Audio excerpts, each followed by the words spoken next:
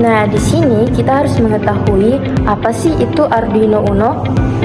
Arduino Uno itu adalah sebuah papan microcontroller yang berbasis ATmega 328P yang dirancang untuk mempermudah proses pembuatan dan pengembangan sistem elektronika serta pemrograman. Papan ini berfungsi sebagai pengendali utama yang dapat menerima input dari berbagai sensor, memprosesnya sesuai dengan program yang ditanamkan, lalu memberikan output untuk mengendalikan perangkat lain seperti LED, motor, atau komponen elektronik lainnya. Arduino Uno memiliki perangkat keras berupa papan sirkuit dan perangkat lunak software berupa Arduino IDE yang digunakan untuk menulis, mengunggah, dan menjalankan program. Dengan port USB, papan ini dihubungkan ke komputer untuk proses pemrograman maupun untuk sumber daya. Selain itu, Arduino Uno juga memiliki pin input dan output digital dan analog yang memungkinkan papan ini berinteraksi dengan berbagai komponen eksternal. Jadi, secara umum, Arduino Uno digunakan sebagai media pembelajaran, prototipe, dan pengembangan sistem otomatisasi karena mudah digunakan, bersifat open source, serta didukung oleh komunitas global yang luas.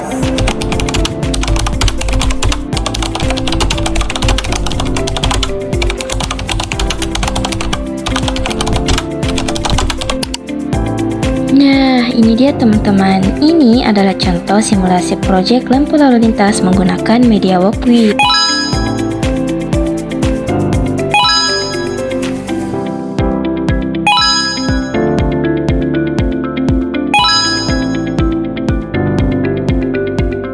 Nah, di sini adalah kode programnya.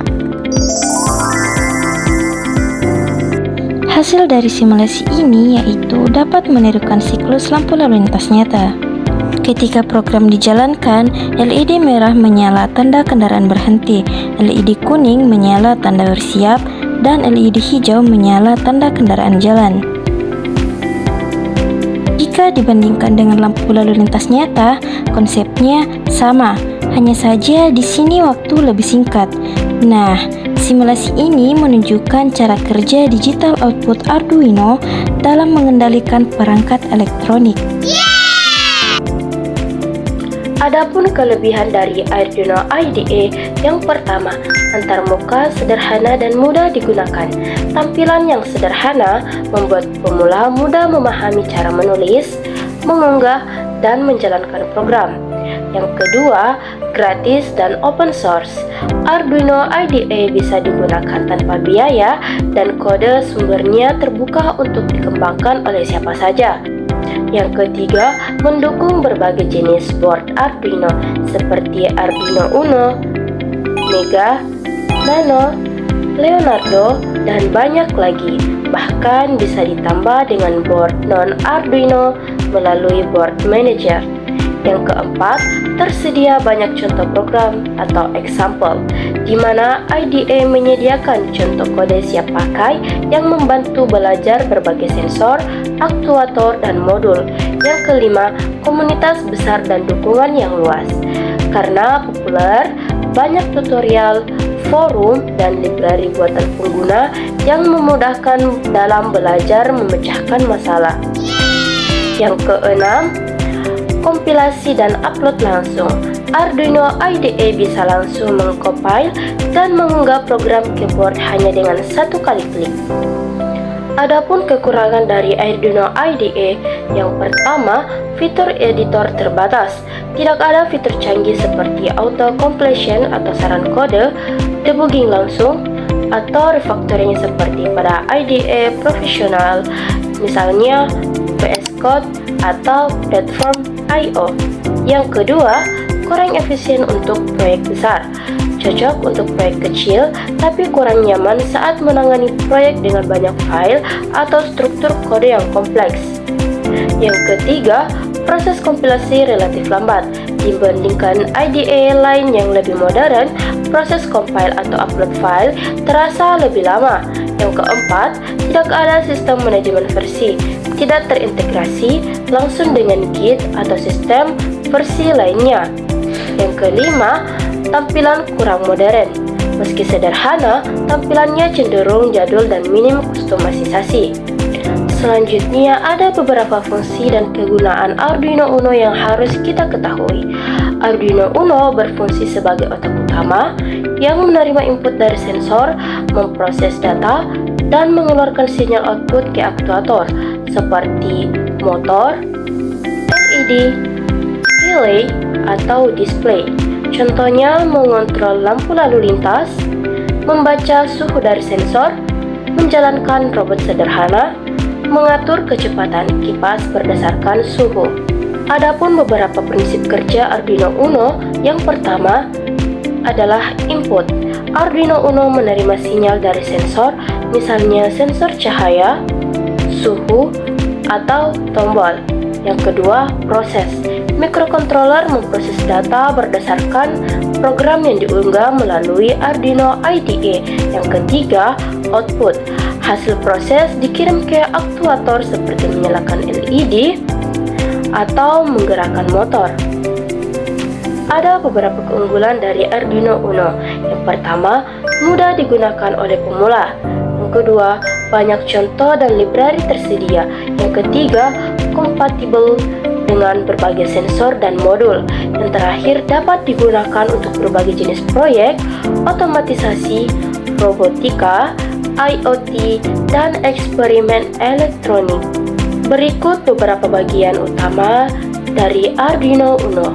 Yang pertama, port USB, di mana ini untuk menghubungkan ke komputer dan mengunggah program.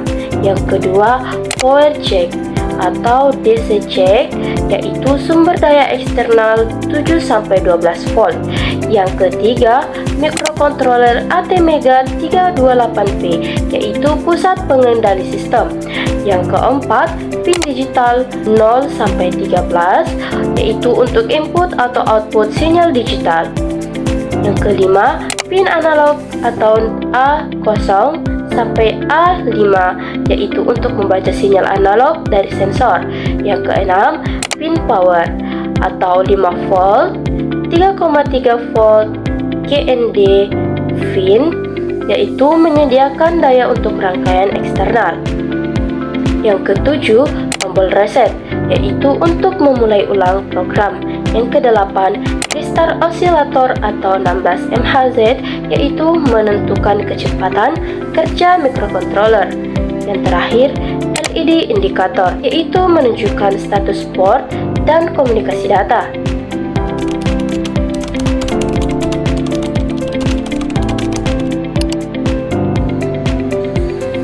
Manfaat Arduino Uno untuk masa depan sangat besar, terutama karena perannya dalam perkembangan teknologi, pendidikan, dan inovasi. Apa sih manfaat Arduino Uno untuk masa depan? Yang pertama, mendorong inovasi teknologi. Arduino Uno menjadi dasar perkembangan berbagai perangkat pintar. Di masa depan, kemampuan untuk membuat alat otomatis, IoT atau Internet of Things, dan robotik akan semakin dibutuhkan. Arduino Uno membantu menciptakan smart home, sistem pertanian otomatis, robot industri dan pendidikan, perangkat wearable seperti jam tangan pintar.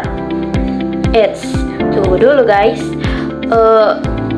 Seperti apa sih smart home itu? Yuk kita cek.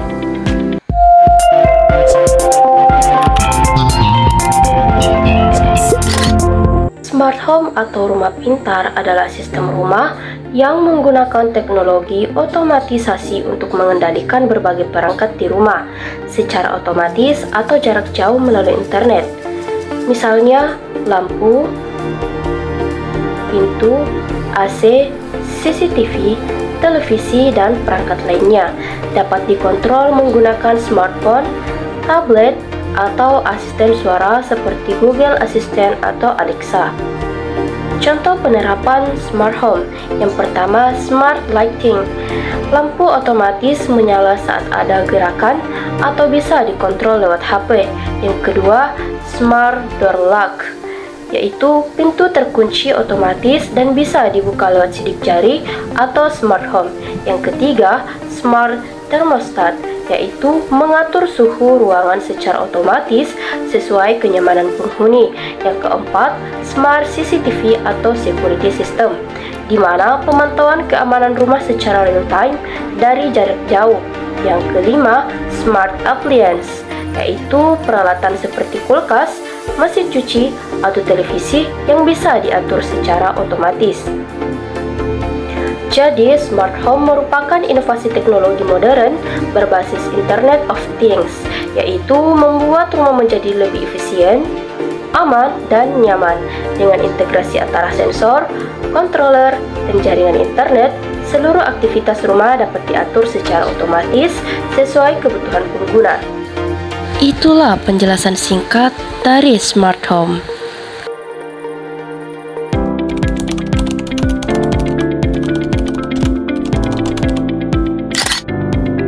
Nah, ini adalah sistem pertanian otomatis berbasis IoT.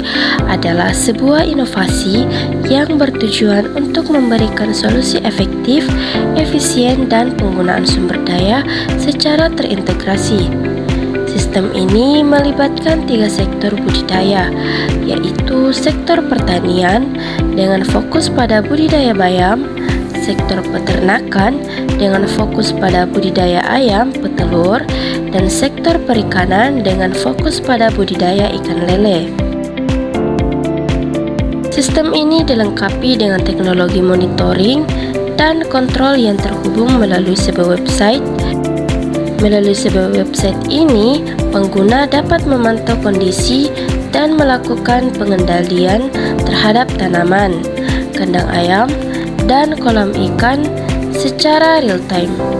Sistem ini memanfaatkan teknologi Internet of Things atau IoT untuk mengumpulkan data dari sensor-sensor yang terpasang pada masing-masing sektor budidaya.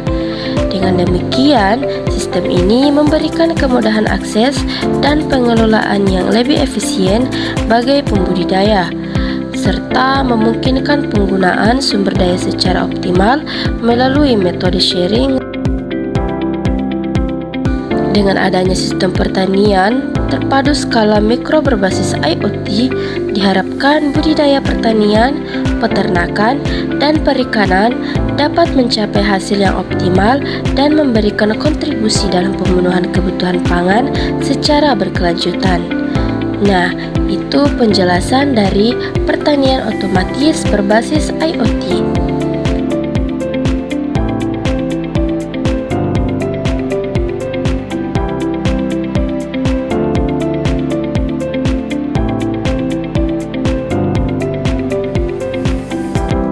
Yang kedua, sarana belajar dan riset.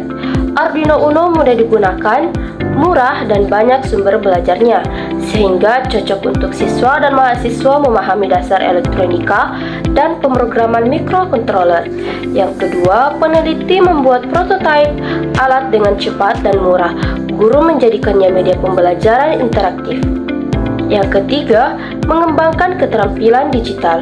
Menggunakan Arduino Uno melatih kemampuan berpikir logis dan sistematis, pemrograman atau coding, dan pemecahan masalah atau problem solving. Integrasi antara hardware dan software. Yang keempat, mendukung penerapan IoT dan AI. Arduino Uno sering menjadi otak awal dalam sistem Internet of Things atau IoT seperti sensor suhu, kelembapan, atau keamanan. Dengan tambahan modul dan sensor, Arduino Uno dapat mengumpulkan data untuk sistem kecerdasan buatan AI, menjadi bagian dari otomasi industri dan rumah tangga. Yang kelima, meningkatkan kreativitas dan kemandirian. Arduino memberi kesempatan bagi siapa saja untuk menciptakan solusi teknologi sendiri, misalnya sistem irigasi otomatis buatan siswa, alarm kebakaran berbasis sensor, alat bantu disabilitas yang murah dan efisien. Selanjutnya yang keenam, menjadi fondasi karir masa depan. Banyak profesi masa depan membutuhkan dasar yang dipelajari dari Arduino Uno, seperti engineer, robotik dan otomasi, pengembang IoT, programmer, embedded system, peneliti teknologi cerdas. Jadi, kesimpulan yang dapat kita ambil, Arduino Uno memiliki manfaat besar untuk masa depan karena membantu membangun keterampilan teknologis, mendorong inovasi, mendukung pendidikan, dan menjadi fondasi dalam pengembangan sistem otomatis dan IoT. Dengan Arduino Uno, generasi muda dapat menciptakan solusi cerdas untuk menghadapi tantangan di dunia modern.